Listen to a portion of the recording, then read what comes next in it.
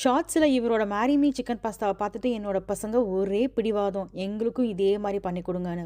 அதே மாதிரி செஞ்சு கொடுக்கறது பெரிய விஷயம் இல்லைங்க. ஆனால் அதையே எந்த அளவுக்கு ஹெல்த்தியாக ஒயிட் சாஸ் பேஸ்க்கு கொஞ்சம் கூட மைதா மாவு க்ரீம் எதுவுமே பயன்படுத்தாமல் முழுக்க முழுக்க வெஜிடபிள்ஸ்லேயே இதை செஞ்சுருக்கேன். இப்படி கூட ஒயிட் சாஸ் பண்ண முடியுமான்னு ஷாக் ஆயிருவீங்க. டேஸ்ட் மட்டும் ப்ரோ லெஜெண்டாக இருந்தது. பசங்க ரொம்ப விரும்பி சாப்பிட்டாங்க. வாங்க எப்படி செய்யறதுன்னு பார்ப்போம். ஃபர்ஸ்ட் சிக்கன் மேரினேஷனுக்கு கேஜூன் ஸ்பைஸ் மிக்ஸ் ரெடி பண்ணிக்குவோம். அது வீட்லேயே சூப்பராக பண்ணலாம். Oregano, onion powder, garlic powder, paprika, salt, pepper இதையெல்லாம் சேர்த்து நல்லா மிக்ஸ் பண்ணிக்கோங்க.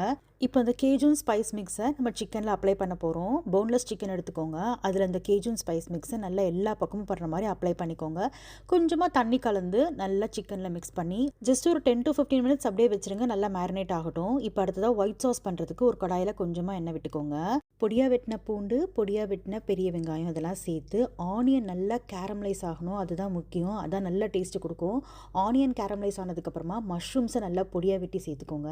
அது கூடவே தேவையான அளவுக்கு உப்பு, சில்லி ஃப்ளேக்ஸ் சேர்த்து மஷ்ரூம் நல்லா வெந்து வரணும். மஷ்ரூம் நல்லா வெந்ததுக்கப்புறமா அதை ஆற வச்சுட்டு ஒரு மிக்ஸி ஜாரில் சேர்த்துக்கோங்க.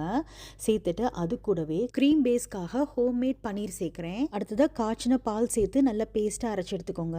இந்த ஒயிட் சாஸ் செம்ம டேஸ்ட்டாக இருக்கும் டிஃப்ரெண்ட் ஸ்டைலில் பாஸ்தாவில் சேர்க்கும் போது. அடுத்ததாக சிக்கன் மேரினேட் பண்ண வச்சுருந்தோம் பார்த்தீங்களா, அதை லேசாக ஆயில் ஊற்றி ஷாலோ ஃப்ரை பண்ணி எடுத்து வச்சுக்கோங்க ஒரு பிளேட்டில். மஷ்ரூம் வதக்கின கடாயிலேயே கொஞ்சமாக பட்டர் சேர்த்துக்கோங்க. அதில் பார்ஸ்லி லீவ்ஸை பொடியாக நறுக்கி சேர்த்துக்கோங்க.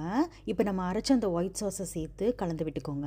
நெக்ஸ்ட் இதில் வேக வச்ச பாஸ்தாவை சேர்க்கணும். சேர்த்துட்டு தேவைப்பட்டா பாஸ்தா வேக வச்ச தண்ணியோ இல்லை நார்மல் வாட்டரோ மிக்ஸ் பண்ணிக்கோங்க. நான் மிக்ஸியை கழுவி அந்த தண்ணியை சேர்த்துக்கிறேன். ஜஸ்ட் ஒரு ஃபியூ செகண்ட்ஸ் மட்டும் கலந்து விட்டு இறக்கிட்டிங்கன்னா சூப்பரான பாஸ்தா ரெடி. உங்களுக்கு விருப்பம்னா இதில் மேலாப்பில் அன்ப்ராசஸ்டு சீஸை ஷ்ரெட் பண்ணி சேர்த்துக்கலாம். அதுக்கப்புறமா நம்ம செஞ்சு வச்ச அந்த கேஜூன் சிக்கனை நல்லா பொடியாக ஸ்லைஸ் பண்ணி பாஸ்தா மேலே அப்படியே ஸ்ப்ரெட் பண்ண வச்சிருங்க.